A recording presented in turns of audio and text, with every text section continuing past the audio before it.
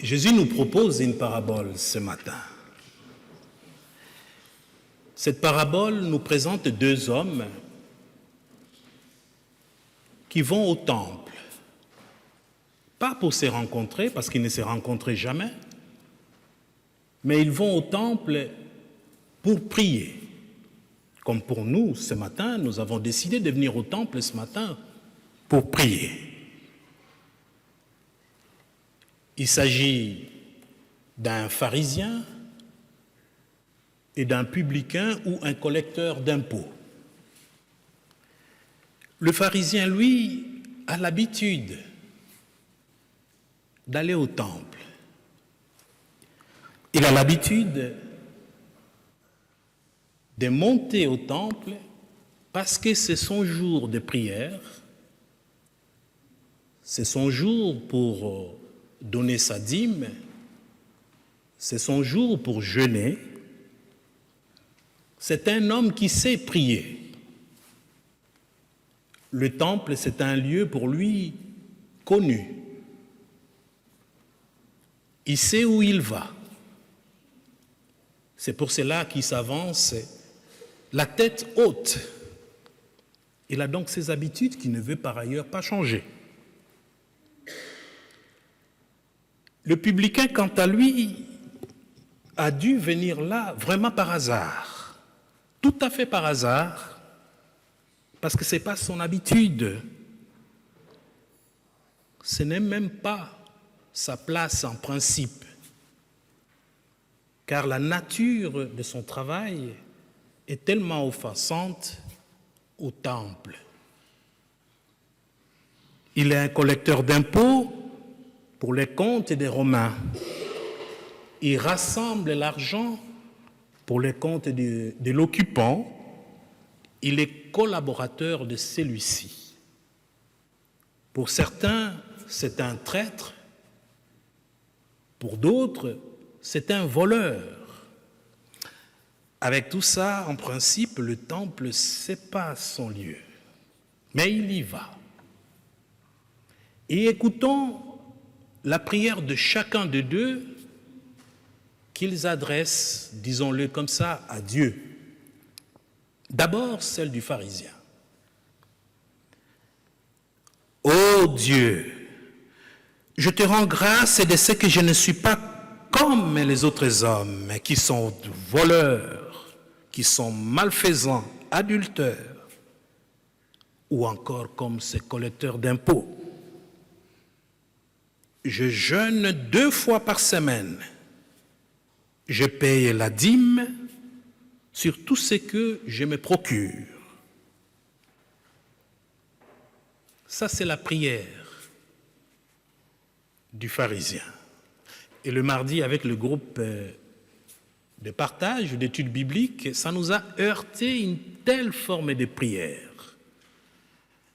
On a senti beaucoup d'arrogance, beaucoup d'orgueil, voire du mépris à l'égard du collecteur. Ça peut être à l'égard des autres hommes qui sont un tout petit peu comme ces collecteurs. Et ça a heurté certaines sensibilités. Et j'ai dit au groupe comme quoi je vais prier et réfléchir pour essayer d'en comprendre, d'en savoir davantage. Mais après ces temps de préparation, des prières, laissez-moi vous dire que je suis devenu un peu admirateur de ces pharisiens, de cet homme. Et je vais vous dire le pourquoi. D'abord, c'est un homme qui vient prier.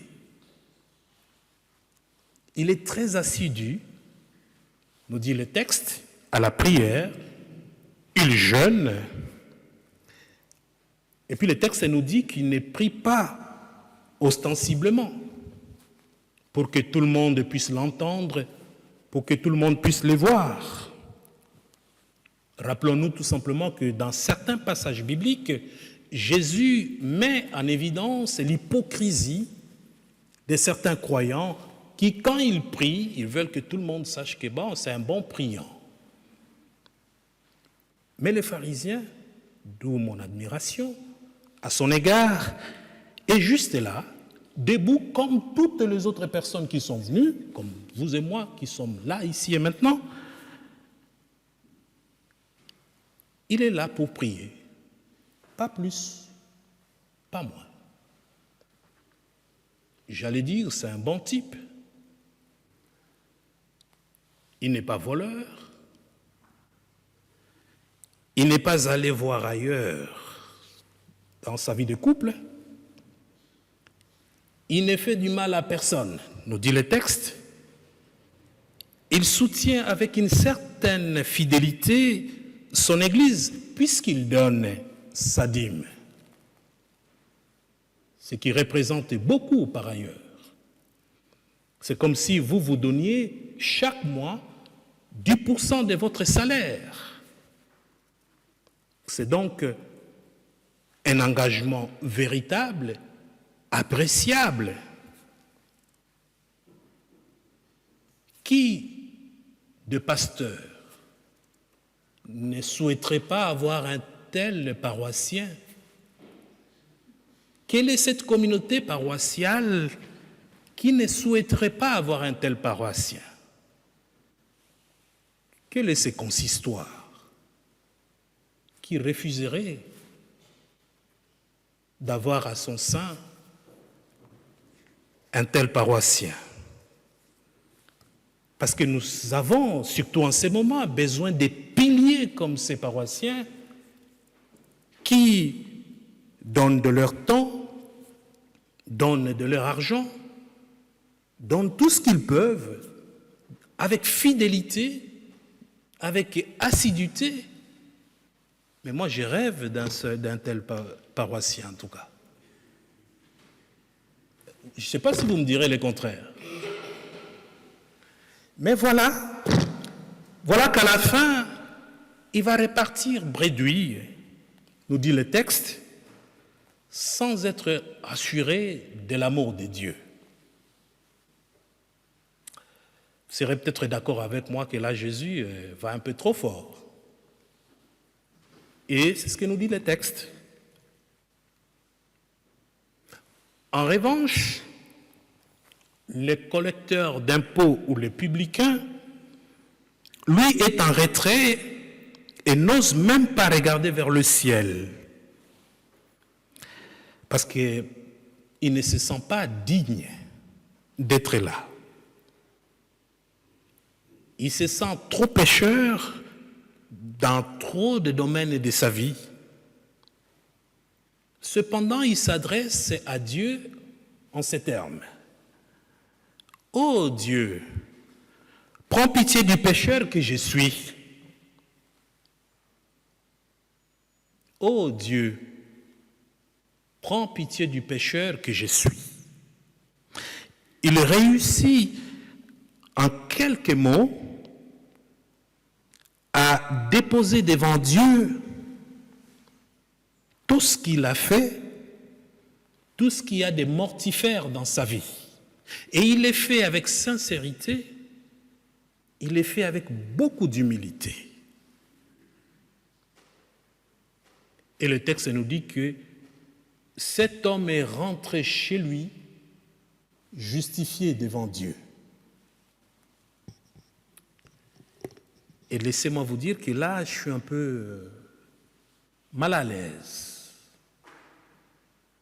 Mal à l'aise parce que le texte me pousse à me poser 2-3 petites questions. Est-ce que cette parabole serait-il en train de nous inciter à devenir des cupides, comme ces collecteurs d'impôts? Est-elle en train de nous inciter à amasser de l'argent et sans le partager, nous inciter à voler tant qu'on ne nous attrape pas encore?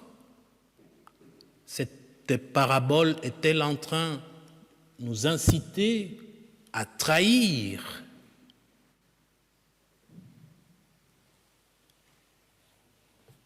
Des questions que je me pose. Parce que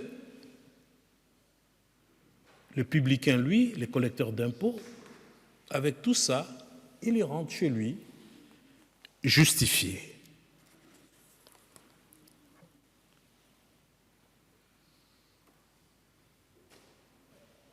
Autre question qui n'est pas différente, il n'y a pas de grande différence avec la première. Qu'est-ce qui fait qu'un voleur aurait plus le droit à être reconnu par Dieu qu'un croyant qui respecte ce que celui-ci lui demande? Moi, ça me pose des difficultés, cette parabole. Alors j'ai essayé d'y réfléchir. Je dis, mais quelle serait la clé d'interprétation face à ces deux portraits, deux personnages, face à ces deux manières de prier, des attitudes à se présenter à Dieu?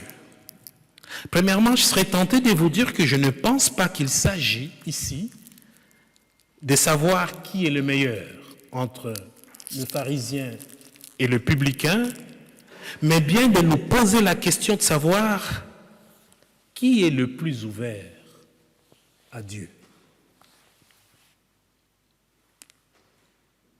Moi, je ne me pose pas la question qui est le meilleur, mais qui est le plus ouvert de deux face à Dieu.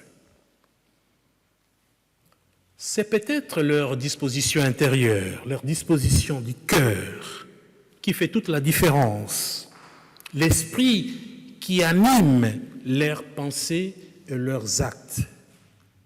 C'est peut-être ça qui fait la différence. En effet, le pharisien suit consciencieusement les lois qu'il connaît bien. C'est vrai, il est fidèle à son Dieu. Il applique sa vie religieuse comme on suit un règlement, mais sans y mettre son âme, dans une distance morte avec lui-même et avec les autres, mais efficace. D'ailleurs, cette disposition est signifiée dès le début de ce passage où l'auteur de ce texte essaie un peu de jouer avec une ambiguïté. Le pharisien debout priait ainsi en lui-même. On nous présente là un homme qui prie en silence, donc pas à haute voix, mais l'invocation qu'il prononce, ce n'est pas une prière, parce qu'en fait, c'est à lui-même qu'il parle.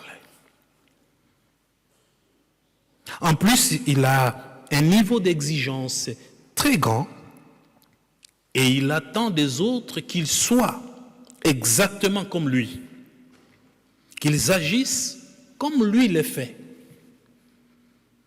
Il exige même que Dieu reconnaisse tout le mérite qui lui revient d'être l'homme qu'il est.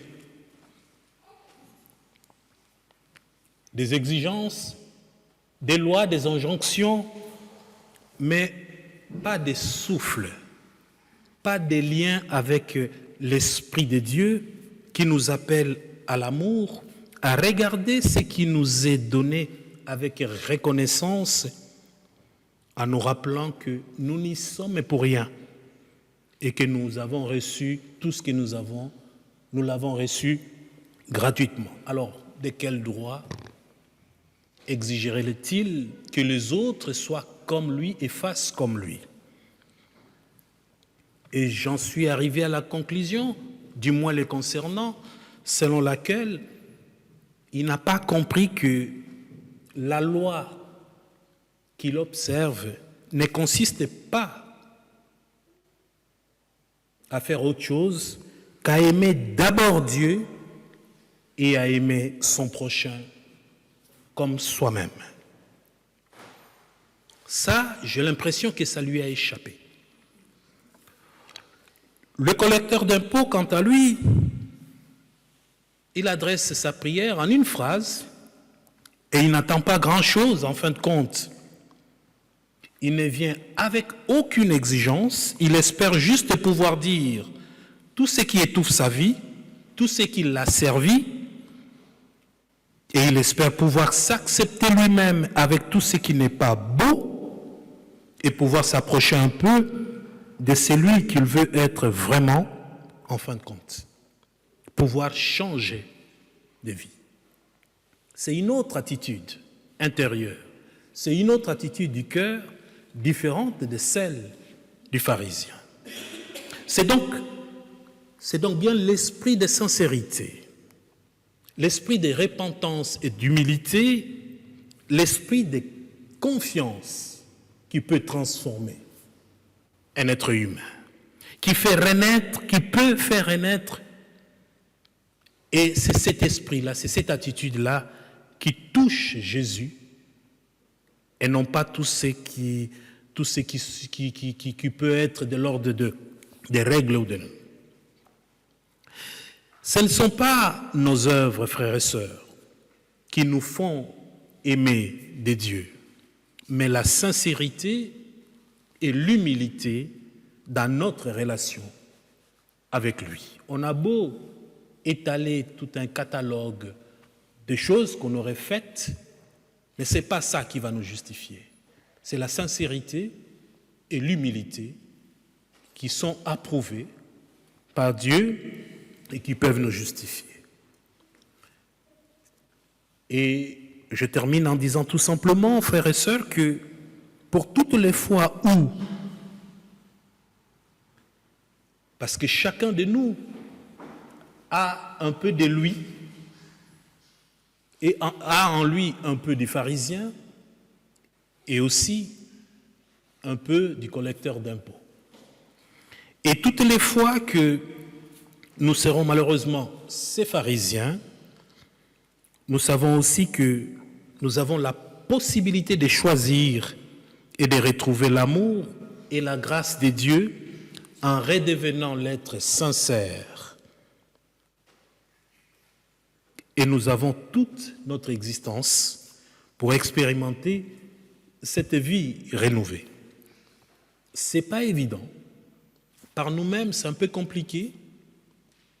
Ayons donc l'humilité de demander de l'aide d'en haut pour qu'il nous accompagne dans cette démarche et qu'il nous aide à devenir ce que nous aimerions être et ce que le Seigneur voudrait à ce que nous soyons. Amen.